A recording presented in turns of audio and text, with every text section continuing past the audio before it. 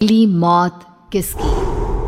संजीव अपने दोस्तों राघव और प्रतीक के साथ बियर बार में बैठकर बियर पी रहा था।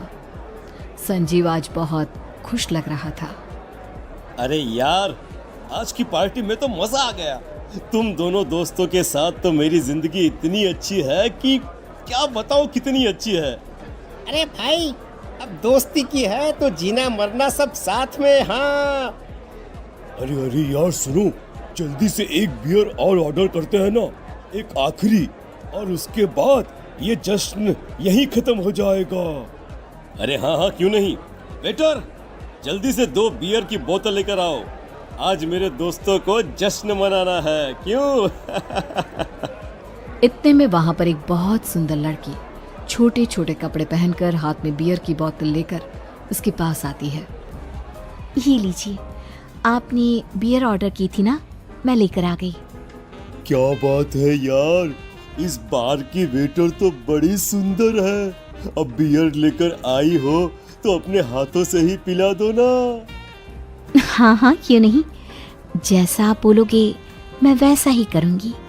क्या बात है यार, अब तो लगता है रोज यहीं आना पड़ेगा। उसके बाद वो लड़की उन तीनों को बियर सर्व कर देती है। पार्टी करने के बाद वो तीनों अपने अपने घर जाते हैं।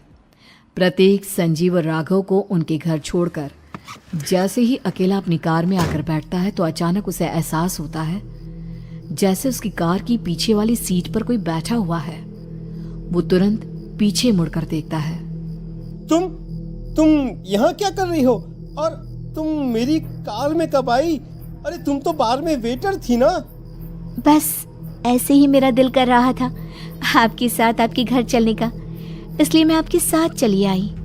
अरे लेकिन तुम मेरी कार में आई कब? अभी कुछ देर पहले तो यहाँ पर मेरे दोस्त बैठे हुए थे। प्रतीक के इतना बोलते ही उस लड़के का चेहरा खतरनाक तरीके से बदल जाता है। उसकी आंखें पत्थर की तरह सफेद और पूरे शरीर पर नीली नीली नसें उभर आती है।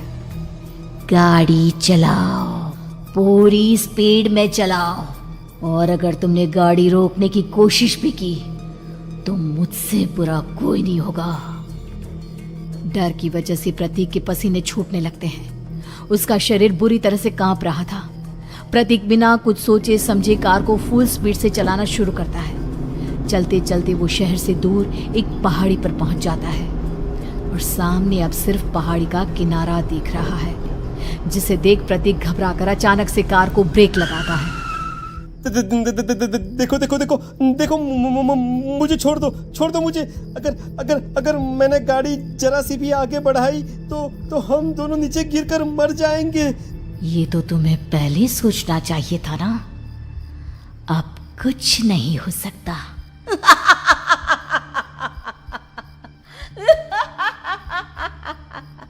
छोड़ दो मुझे। नहीं, प्लीज मुझे छोड़ दो। प्लीज मुझे जाने दो। छोड़ दो मुझे। गाड़ी आगे बढ़ाओ। और तभी अचानक से बिना प्रतीक के स्टार्ट किए उनकी कार आगे बढ़ती है और गहरी खाई में गिर जाती है। उसके चीखने की आवाज़ चारों तरफ सुनाई देती है।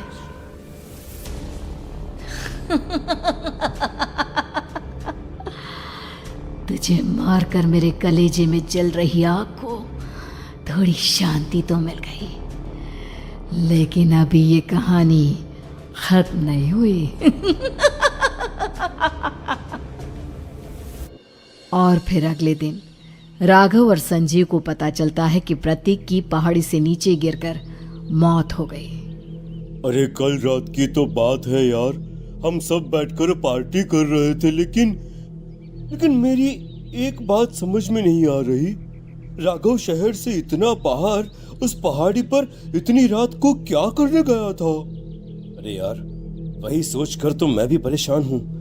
हम दोनों को छोड़ने के बाद तो वो सीधा अपने घर जाने वाला था, और वो आत्महत्या क्यों करेगा भाई? कल रात तक वो कितना खुश था, हमारे साथ सेलिब्रेट कर रहा था। हाँ, लेकिन पुलिस ने तो यही कहा है कि प्रतीक ने अपनी कार को जानबूझकर पहाड़ी से नीचे गिरा दिया और आत्महत्या कर ली। अरे यार संजीव, मेरी तो कुछ भी समझ में नहीं आ रहा है। चल ठीक है, अब मैं अपने घर जाता हूँ। Okay, bye. राघव अपने घर में अकेला था। दोपहर का वक्त था। तभी दरवाजे की घंटी बजी। कौन है? अरे 1 मिनट रुको, अभी आता हूँ। राघव ने जैसे ही दरवाजा खोला उसने देखा कि सामने एक बहुत खूबसूरत लड़की खड़ी हुई है। कौन है आप और यहाँ किससे मिलने आई हैं? देखिए ना, बाहर बारिश शुरू हो गई थी, मेरी गाड़ी खराब हो गई है। आपका घर नजर आया तो सोचा कुछ हेल्प ले लेती हूँ। क्यों नहीं, आइए ना, आइए आइए। मेरे कपड़े पूरे भीग चुके हैं, क्या आपके पास टॉवल मिलेगा प्लीज? राघव अपने बाथरूम से एक टॉवल लाकर उस लड़की को देता है। थैंक यू सो मच, अब मैं चलती हूँ। अरे इतनी क्या जल्दी है? आप चाहे तो बारिश रुकने तक यहाँ पर रुक सकती हैं। हाँ। लड़की ने पलटकर राघव की तरफ देखा। नहीं, मुझे जाना होगा, मेरा काम बाकी है। और वो वहां से चली गई। उस लड़की के जाने के बाद राघव अपने बाथरूम में नहाने के लिए गया और जैसे ही उसने बाथरूम में देखा तो उसका टॉवल वहीं पर लटका हुआ था। उसने टॉवल हाथ में लिया तो देखा कि उसका पूरा टॉवल खून के धब्बों से सना हुआ है। अरे अरे ये क्या? ये टॉवल तो मैंने उस लड़की को दे दिया था। ये वापस मेरे बाथरूम में कैसे आ गया? और इस पर ये खून के धब्बे कहां से आ गए? राघव ने आईने में देखा तो उसकी गर्दन पर एक बड़ा सा चाकू का कट लगा हुआ था जिससे खून बह रहा था, जिसे देख राघव के होश उड़ गए। हाँ, अरे ये क्या? मेरी गर्दन इतनी ज्यादा कटी हुई है और मुझे दर्द भी नहीं हो रहा है। ये क्या हो रहा है मेरे साथ? राघव घबराकर बाथरूम से बाहर आया और अपना मोबाइल उठाकर उसने संजीव को फोन लगाया। संजीव जल्दी से मेरे पास आ जाओ। मुझे लगता है कुछ बहुत बड़ी गड़बड़ है, जल्दी आ जाओ। उधर से आवाज आई, लेकिन वो आवाज संजीव की नहीं बल्कि एक लड़की की थी। कुछ अजीब नहीं हुआ है, बस तुम्हारी मौत तुमसे मिलने आई थी और तुम्हें मारकर चली गई। अब तुम इस दुनिया का हिस्सा नहीं हो राघव, इसलिए तुम्हें अपनी गर्दन के कटने का दर्द भी महसूस नहीं हो रहा। नहीं, ऐसा नहीं हो सकता, ऐसा नहीं हो सकता। कौन हो तुम? तुम्हारी मौत।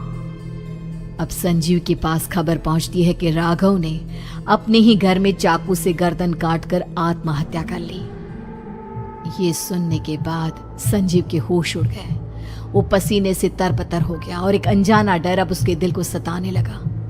संजीव के साथ ही उसका एक छोटा भाई राजीव भी रहा करता था। अपने भाई को इस तरह परेशान देखकर राजीव उसके पास आया। अरे भैया, क्या हुआ भैया? आप इतने घबराए हुए क्यों लग रहे हैं? प्रतीक और राघव की मौत, मेरा मतलब मेरी कुछ समझ में नहीं आ रहा भाई।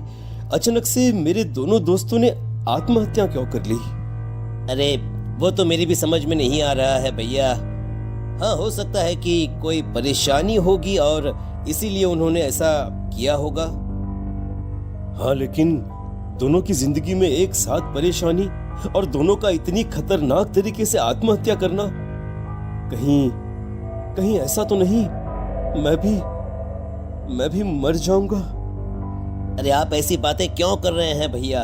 वैसे ही मैं इतना परेशान हूँ। जब से अंजलि ने मेरा साथ छोड़ा है तब से सब कुछ बहुत अजीब सा हो गया है। रोज रात को डरावने सपने आते हैं। ऐसा लगता है जैसे अंजलि बार बार मेरे सपनों में आकर मुझे डराने की कोशिश करती है। अंजलि का नाम सुनते ही संजीव की आंखें फट गई और उसके गले में आवाज अटक गई। उसके चेहरे पर घबराहट साफ नजर आ रही थी। कौन थी वो लड़की जिसने प्रतीक और राघव को आत्महत्या की आड़ में मौत की घाट उतार दिया? और कौन थी अंजलि जो बार बार राजीव के सपनों में आकर उसे डरा रही थी? अंजलि का नाम सुनकर संजीव इतना घबरा क्यों गया? इन सवालों के जवाब जानने के लिए देखिए